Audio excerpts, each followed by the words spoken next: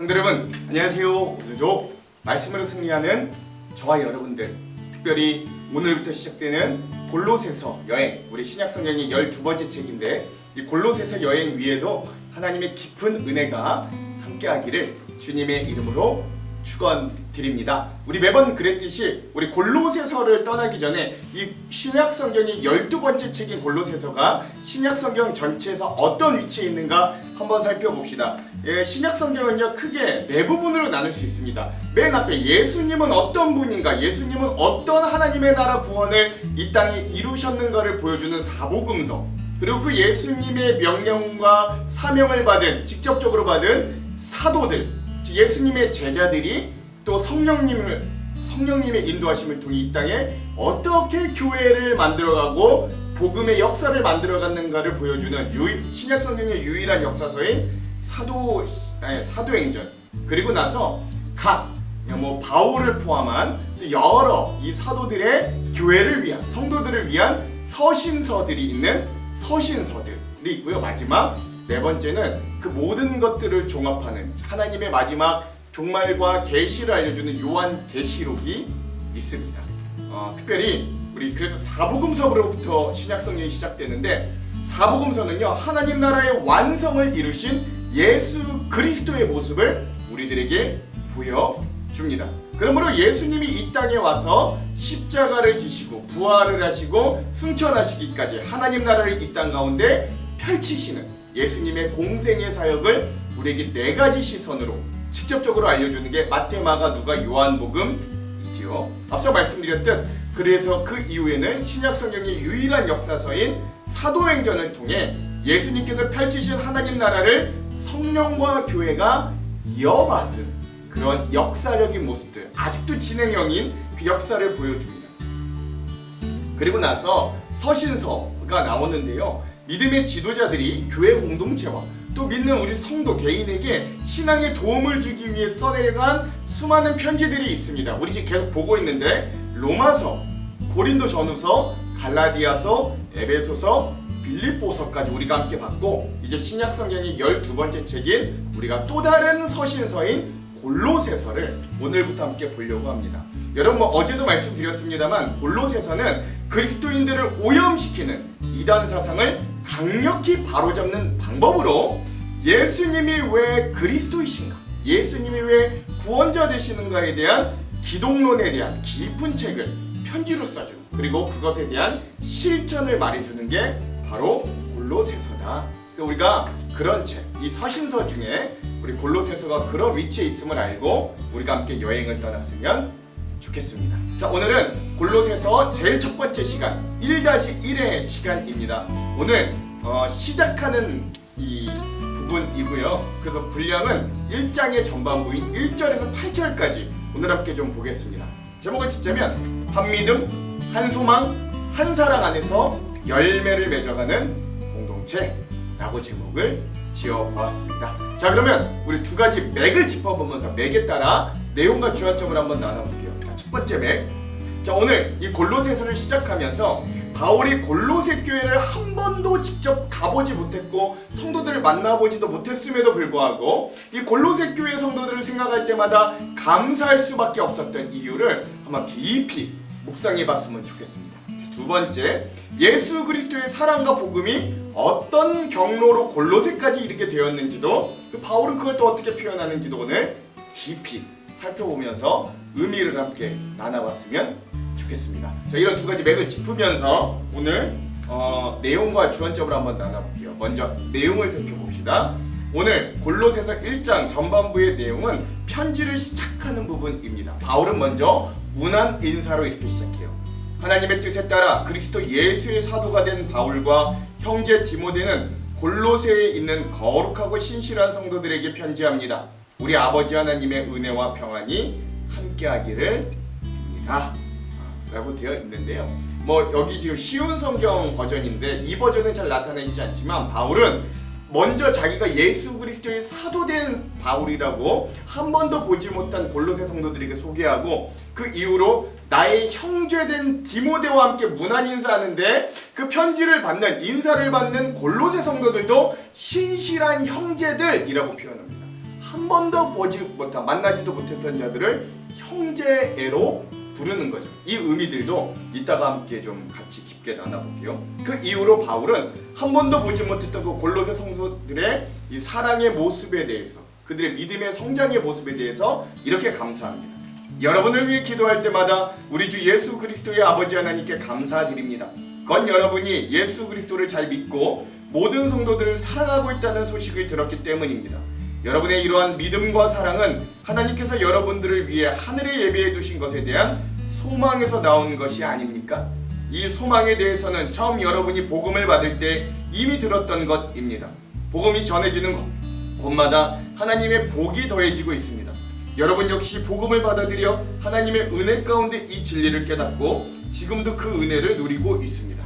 이 복음은 온 세상에서 열매를 맺고 있습니다 라고 하는 거예요. 여기서 잘 살펴볼 건 바울이 이 한 번도 보지 못했던 골로새 성도들의 소식을 듣고 감사했던 요지는 뭐냐면 이 골로새 교인들의 믿음과 소망과 사랑의 모습을 보았다 라고 하는 거죠. 우리 이후에도 왜 어떤 모습인가, 그 믿음 소망 사랑은 어떤 믿음 소망 사랑인가 함께 좀 깊게 나눠보도록 할게요.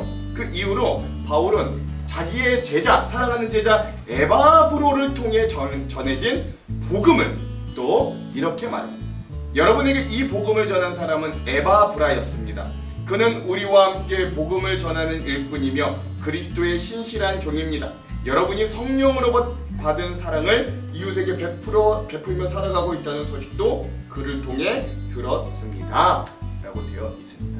여러분 하나 알아야 될 건 여기서 말하는 에바브로라는 사도는 우리 전에 있던 빌립보서에 나오는 에바브로 디도 아니에요.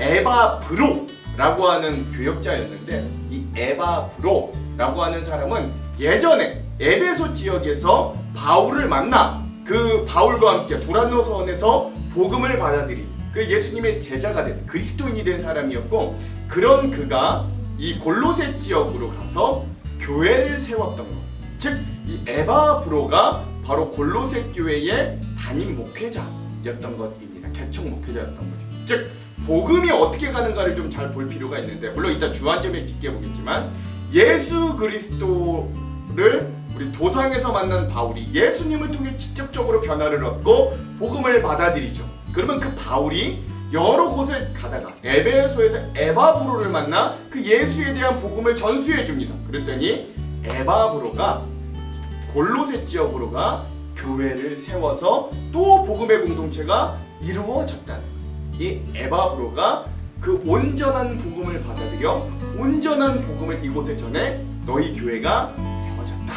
바울이 이렇게 말했던 거죠. 그럼 이 어떤 의미인가는 이따 주안점으로 함께 좀 나눠보도록 하겠습니다. 자, 이러한 우리 내용들을 기억하면서 오늘 골로새서 1장 전반부의 핵심 구절을 한번 나눠볼게요. 오늘 골로새서 1장 전반부의 핵심 구절은 4절에서 6절의 말씀입니다.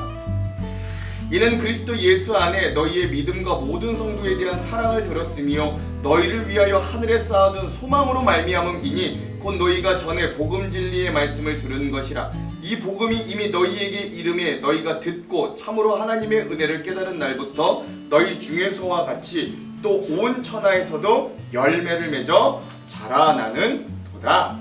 아멘. 그렇습니다. 그래서 오늘 이 한 번도 제대로 얼굴을 보지 못했던 바울이 그럼에도 불구하고 이 골로새 교인들을 형제로 부르고 감사함으로 칭찬할 수 있었던 이유는 이들이 가지고 있던 믿음, 소망, 사랑의 모습 때문이었음을 잘 나타내주는 4절에서 6절을 오늘 말씀의 핵심 구절로 삼아보았습니다. 자, 그러면 오늘 이 부분에 대한 주안점 3가지를 함께 나누고 오늘 말씀을 한번 읽어볼게요. 첫 번째, 자, 골로새 교회에 보내는 바울의 편지를 오늘부터 우리가 좀 깊이 여행하기를 소망하는데요. 에베소서, 빌립보서, 빌레몬서, 그리고 골로새서는 여러분이 잘 알다시피 바울이 감옥에서 교회를 생각하며 보낸 옥중서신이라 불리는 편지입니다.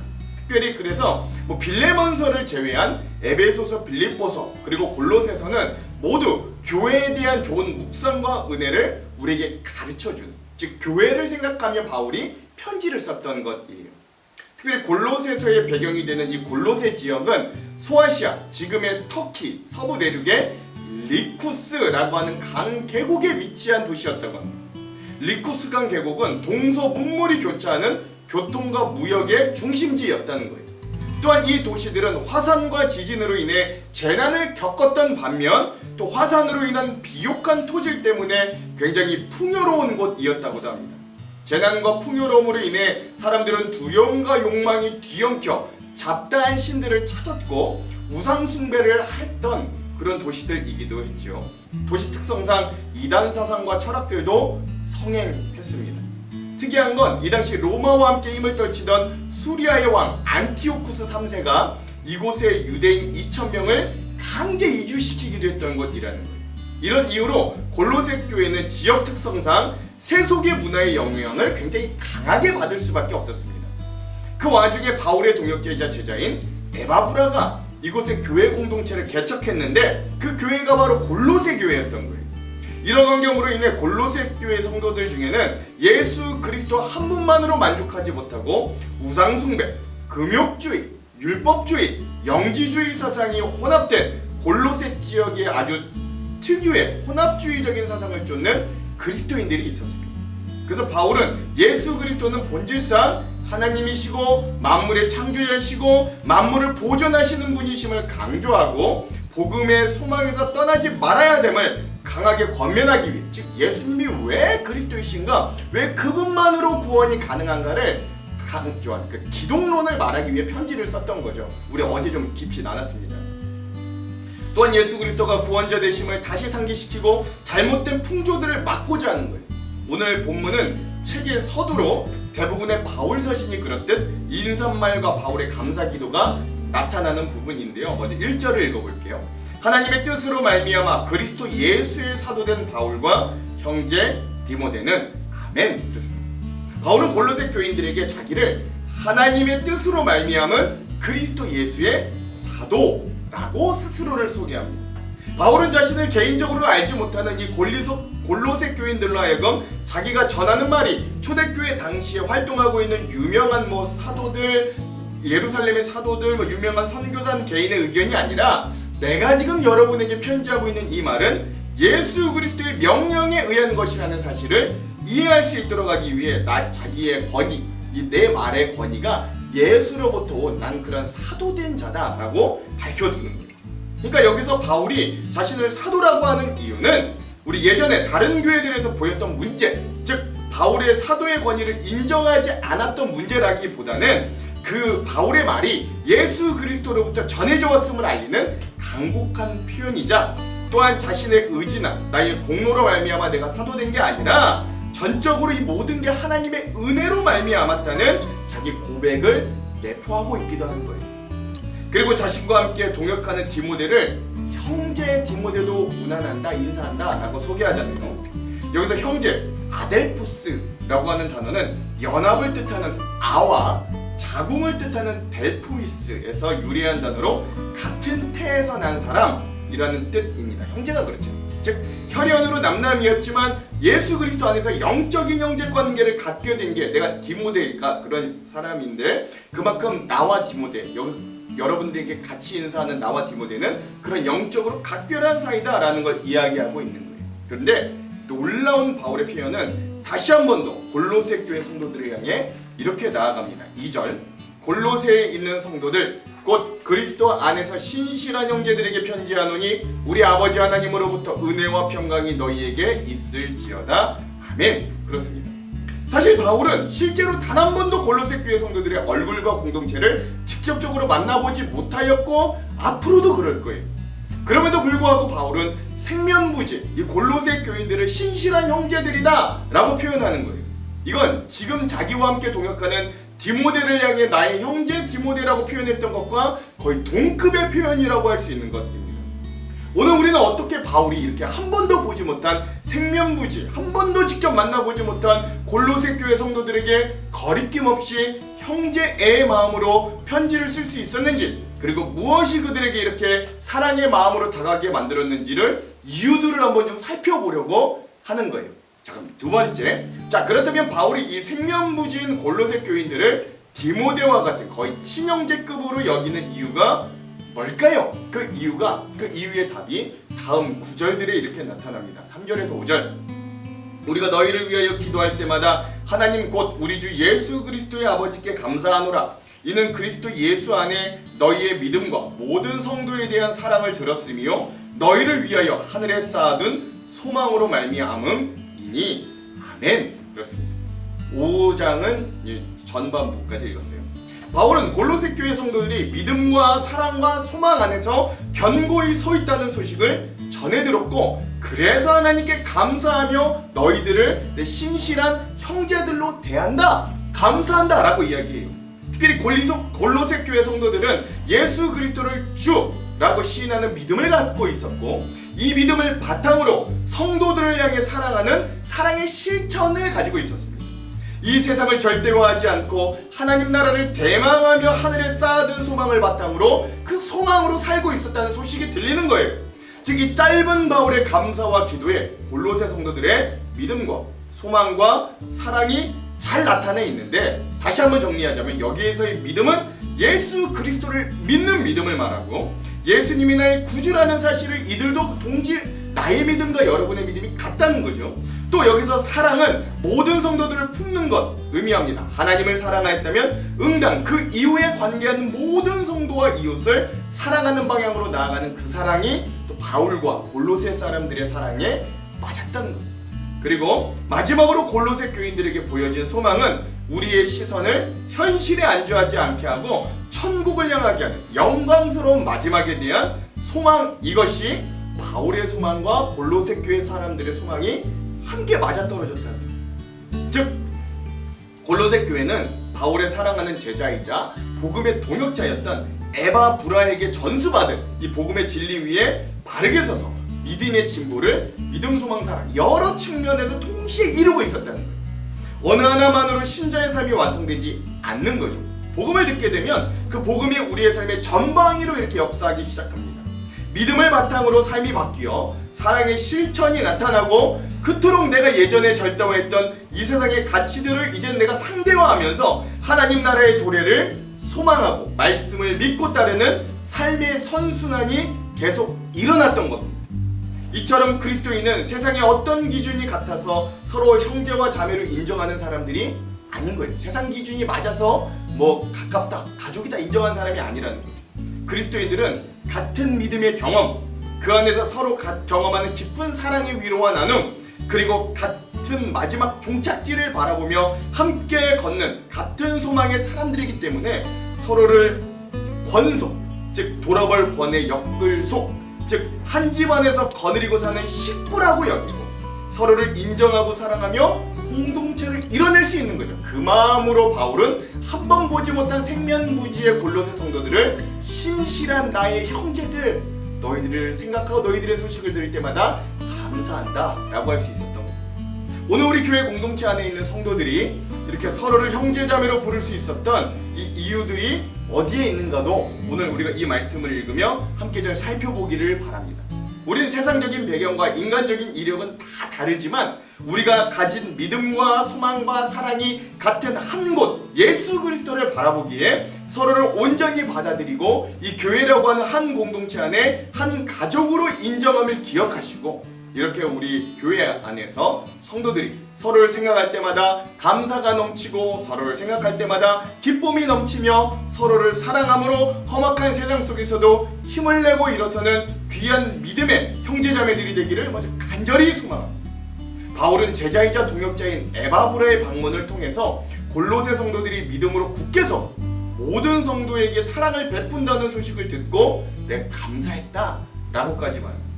골로새 교회의 믿음과 복음의 소망이 사랑 때문에 열매를 맺어 자라가고 있었기 때문에 감사하는 거예요. 그것은 감옥에 갇혀있는 바울에게 복음의 역동적인 역사가 계속해서 일어나고 있다는 것과 복음을 들은 사람들이 세상을 쫓지 않고 하늘 소망, 천국 소망을 가지고 믿음과 사랑의 삶을 살아가고 있다는 소식만큼 바울에게 기쁘고 감사한 것이 없었던 이유이기도 하겠죠.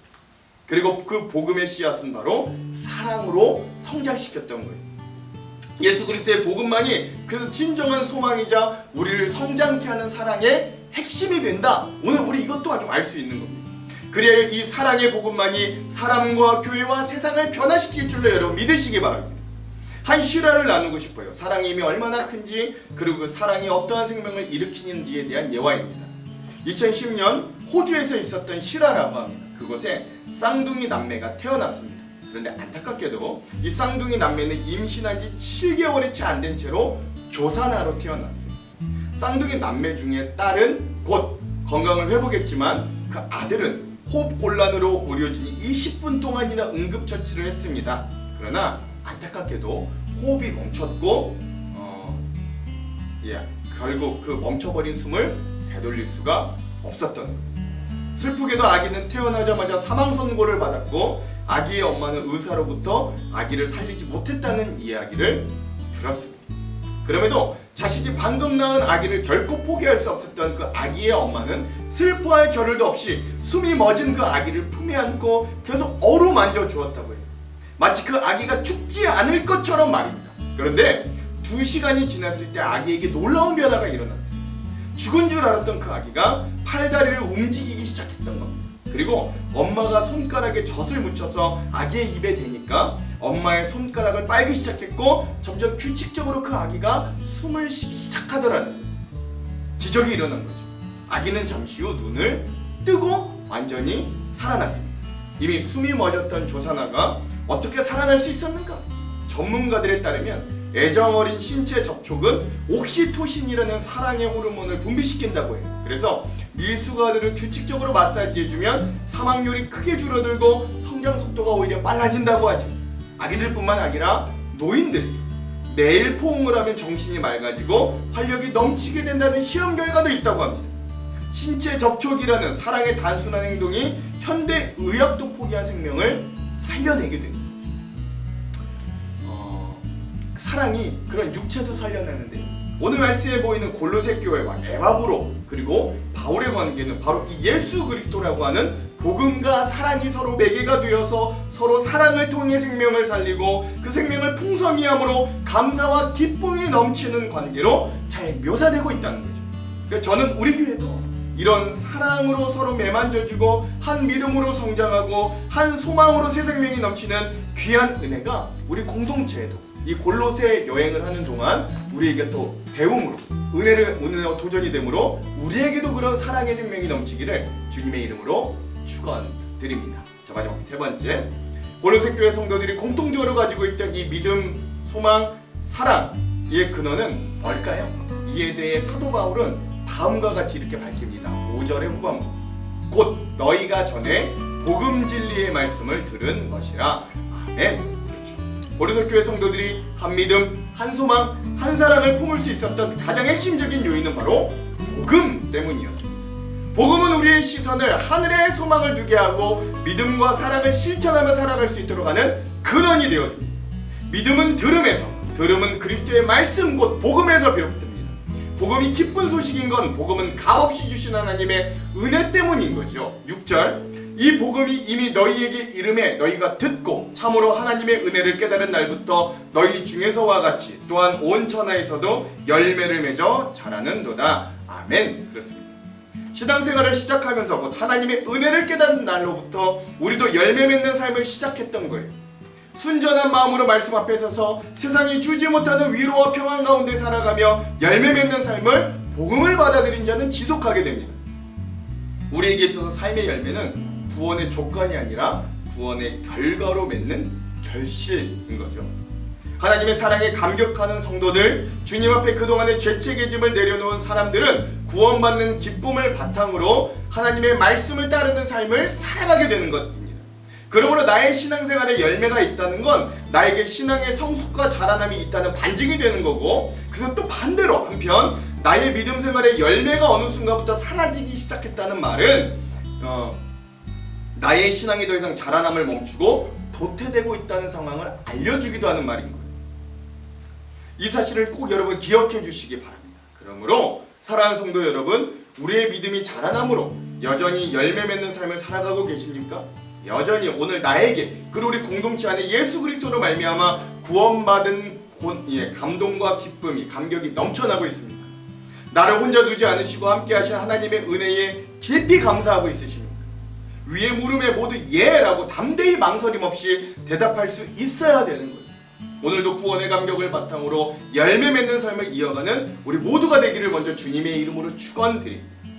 사실 이 당시 골로새 교회 주변에 득세하던 거짓 교사들이 있었는데, 이 믿음, 소망, 사랑 외에 이들은 새로운 어떤 지식을 추가하기를 요구했고, 또는 토착 종교와 유대교의 가르침이 혼합되어 구원에 이르는 특별한 지식을 별도로 갖춰야 된다, 어떤 특별한 행위를 더해야 된다라고 이 골로새 교회 성도들을 미혹하기도 했어요.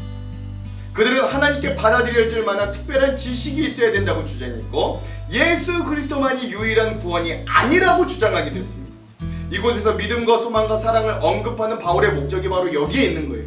이러한 거짓 교사들의 그럴듯한 가르침을 받아들이기 이전에 예수님에게서 바울로, 그리고 바울에게서 에바브라로 전수되고 흘러갔던 그 복음, 그리고 마침내 에바브로를 통해 복음의 말씀을 듣고 열매 맺는 삶을 시작할 수 있었던 이 골로새 교회 공동체와 성도들은 성도와 제자로서 바른 삶을 살아가는데 방해되는 그 어떤 가르침도 거부하고 그냥 그렇게 오로지 받고 배웠던 복음, 그 배운 진리를 고수해야 됐던 것이죠. 자격 없는 사람들을 불러 복음을 듣고 진리를 깨닫게 하셨음에 한 번 시작한 열매 맺는 삶을 중단하지 않고 지속해야 되고, 처음 들은 말씀을 기억하고 전해야 되는 것, 이게 복음의 순수성을 지키는 것입니다.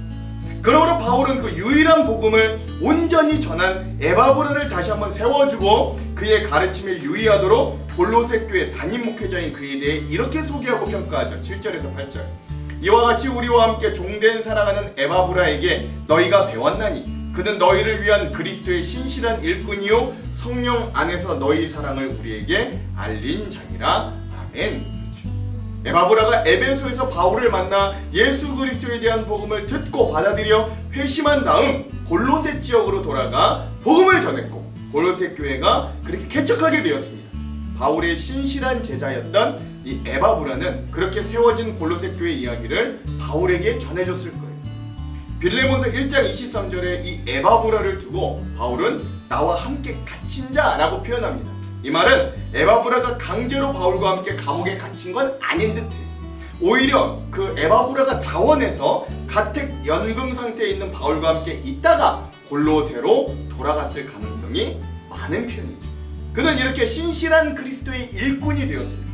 그는 바울로부터 전해들은 복음에 천착하여 이전과 전혀 다른 전도자의 인생을 살았을 뿐만 아니라 바울로부터 전해들은 이 복음을 하나도 자기 뜻대로 변화시키지 않고 있는 그대로 전함으로 골로새 교회를 세웠던 거예요. 바울이 에바브라를 인정한다는 말은 곧 에바브라의 교훈과 배치되는 거짓 교사들의 교훈을 받아들이지 말아야 될 충분한 이유가 된다는 말과 같은 것입니다. 오늘 살아가는 우리도 우리에게 전해주신 온전한 복음의 가르침 위에서만 신앙생활을 해야 가는 거예요. 시대는 변하고 훨씬 더 시대가 복잡해지지만 우리는 주님께서 우리를 위해 십자가를 지시고 부활하셨다는 이 복음의 사실을 변하지 않는 거예요. 우리를 구원하시기 위해 말씀 위에 뭔가를 더해야 한다는 가르침도 2000년이 지난 지금도 우리에게 여전히 우리에게 다가오지만 우리는 그런 모든 세상의 가르침을 배척합니다. 그러므로 오늘 우리도 여전히 이 복음이 온전히 전수되도록 꾸준히 노력해야 되는 거예요. 온전히 전수되도록.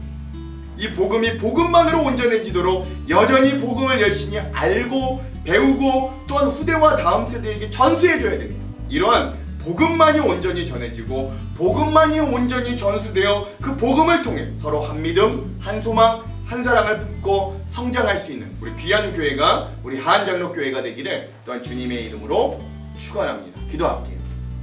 하나님, 오늘 우리가 이 골로새 여행을 시작하며 이 골로새 교회 성도들과 같이 우리도 예수 그리스도 그 복음 안에서 한 믿음, 한 소망, 한 사랑을 가진 한 권속 가족의 공동체가 되기를 간절히 소망합니다.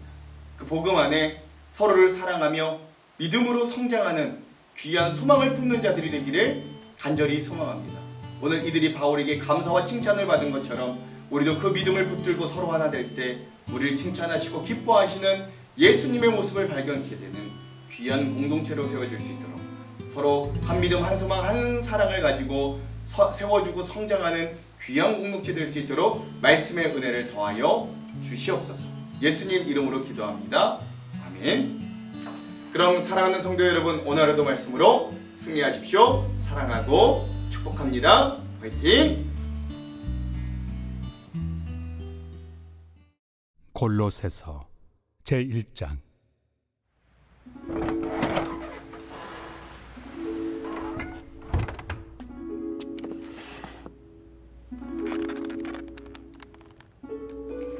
하나님의 뜻으로 말미암아 그리스도 예수의 사도된 바울과 형제 디모데는 골로새에 있는 성도들 곧 그리스도 안에서 신실한 형제들에게 편지하노니 우리 아버지 하나님으로부터 은혜와 평강이 너희에게 있을지어다. 우리가 너희를 위하여 기도할 때마다 하나님 곧 우리 주 예수 그리스도의 아버지께 감사하노라. 이는 그리스도 예수 안에 너희의 믿음과 모든 성도에 대한 사랑을 들었으며 너희를 위하여 하늘에 쌓아둔 소망으로 말미암음이니 곧 너희가 전에 복음 진리의 말씀을 들은 것이라. 이 복음이 이미 너희에게 이름에 너희가 듣고 참으로 하나님의 은혜를 깨달은 날부터 너희 중에서와 같이 또한 온 천하에서도 열매를 맺어 자라는도다. 이와 같이 우리와 함께 종된 사랑하는 에바브라에게 너희가 배웠나니 그는 너희를 위한 그리스도의 신실한 일꾼이요 성령 안에서 너희 사랑을 우리에게 알린 자니라.